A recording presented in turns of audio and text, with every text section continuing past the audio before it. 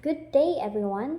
We'll be reporting to you about the sustainable development. Objectives for this lesson is to differentiate stability and sustainability, discuss different methods of sustainable development. Topic outline would be discussion on the risk society, definition of sustainability, stability, and sustainable development. Models of sustainable development. So, the risk society, according to sociologist Ulrich Beck, it is it refers to the manner or means of modern society to organize itself in response to the risks. So, the risk society is that our modern world, although developed with technology, we also face new risks like natural disasters or and human-made risks. So, in simple terms, risk society is a society that creates risks while trying to develop.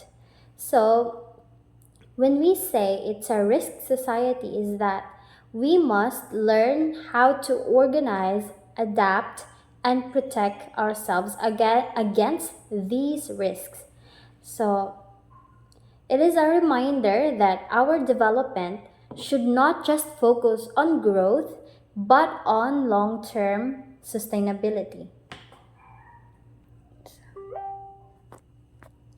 For example, earthquakes, recent here in Mindanao natural disaster, but the huge damage they caused came from human choices. Like here in school, weak buildings to make our society more sustainable, we need proactive by enforcing building codes. FIVOX now promotes earthquake drills like they text on via SMS about earthquake like of how intense and what is its magnitude, and schools conduct duck cover and hold drills as part of DRR subject, then turning a risk society resilient and sustainable. So stability means firmness, steadiness, and resistance to sudden change. In economics, it means avoiding big changes in prices, inflation, or financial markets. A stable economy is calm, not a boom or depression. Stable systems can become unstable easily. Sustainable systems are stronger and more resilient. So, when we say stability, for example, your parents have a regular income and can pay bills on time, that's financial stability. But if a parent loses a job, that stability might disappear quickly.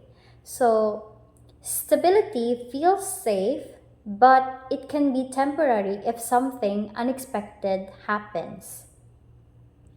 So, sustainability is different from stability. So, it means meeting the needs of the present without harming future generations.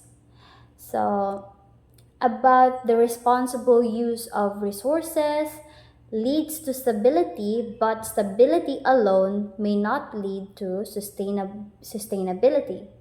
A sustainable system can resist and recover from challenges. It's about maintaining balance that can continue in the future. So, it's like mag-invest ka. Imagine if you have a scholarship, tapos gamay lang siya sa mga gasto kuno nimo. But since your parents kay makasupport pa man sa imo sa imong pag-eskwela for now, ang imong gibuhat is imo siyang gi-invest instead para mas modoble pa ang imong kwarta. Then, if something happened, like imuhang parent is mawalan og trabaho or something, nagyapon kay kagasto para makapadayon ka sa imong pag-eskwela, through katong imong investment, and that's sustainability. And then sustainability leads to stability. Good day, everyone. Today I'll be discussing sustainable development, a concept that became widely recognized after the Brundtland Report in 1987, published by the World's Commission on Environment and Development, or the WCED. So, unsa dining WCED and unsa iyahang contribution? So, the WCED laid the foundation for today's global sustainability efforts. It was the starting point for major international actions, including the Agenda 21 in 1992 and the United Nations Sustainable Development Goals, or the SDGs. So, unsa iyahang functions?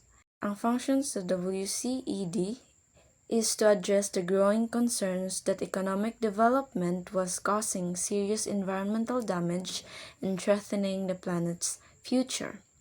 So, what is sustainable development, DI? In this report, sustainable development is defined as development that meets the needs of the present without compromising the ability of future generations to meet their own needs.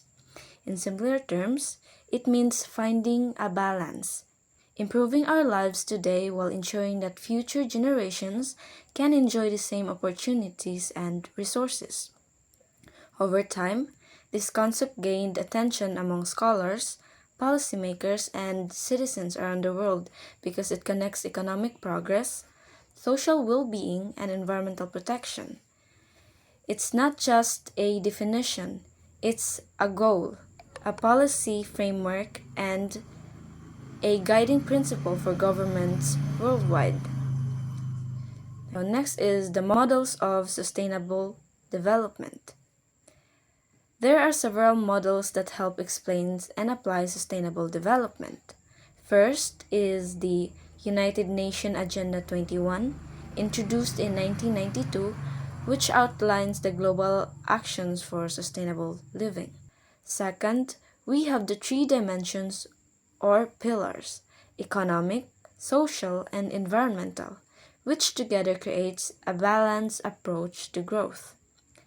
Third, the PRISM model by Spangenberg and Valentin in 1999, which expands on these ideas, showing how each pillars interacts and support one another. Finally, the most recognized framework today is the 17 United Nations Sustainable Development Goals, or the SDGs. These goals addresses global challenges such as poverty, inequality, climate change, and environmental degradation, guiding nations towards a more sustainable and equitable future. So these SDGs are interconnected global goals designed to create a world that is prosperous, equitable, and environmentally sustainable. Achieving them requires cooperation among governments, organizations, and individuals worldwide. So next is the dimensions of sustainable development. Now looking deeper into these three dimensions, these three are often represented as interlocking circles, symbolizing that sustainability happens when all dimensions work together and not separately. When balanced, they formed the three pillars of sustainability, the foundation of truly sustainable future. The diagram in the slide represents the three dimensions or pillars of sustainable development: the economic, social, and environmental, shown as interlocking circles. First is the environmental or the conservation. This circle focuses on protecting the natural environment, maintaining biodiversity, conserving resources, and reducing pollution. It emphasizes ecological balance, ensuring that development does not harm ecosystems or deplete natural resources for future generations.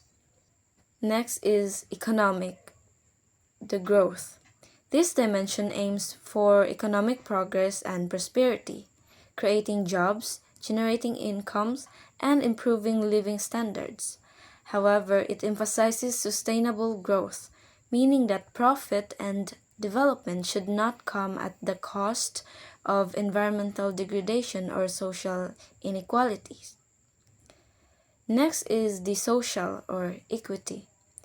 The social circle highlights equity, justice, and human well being.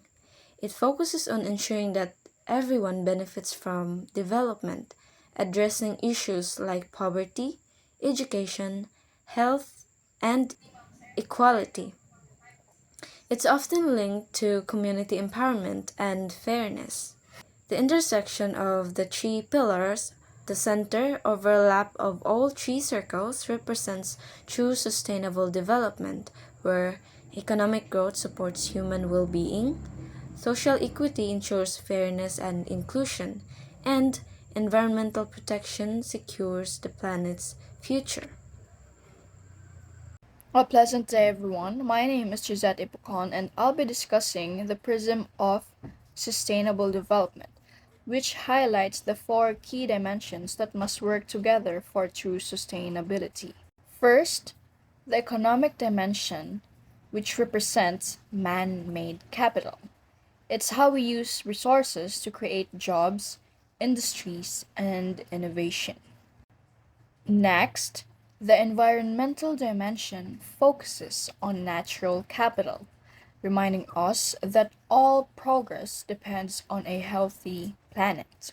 Then, the social dimension represents human capital, the people, skills, and communities that drive development. And finally, the institutional dimension stands for social capital, which represents the systems, laws, organizations that ensure fairness and stability.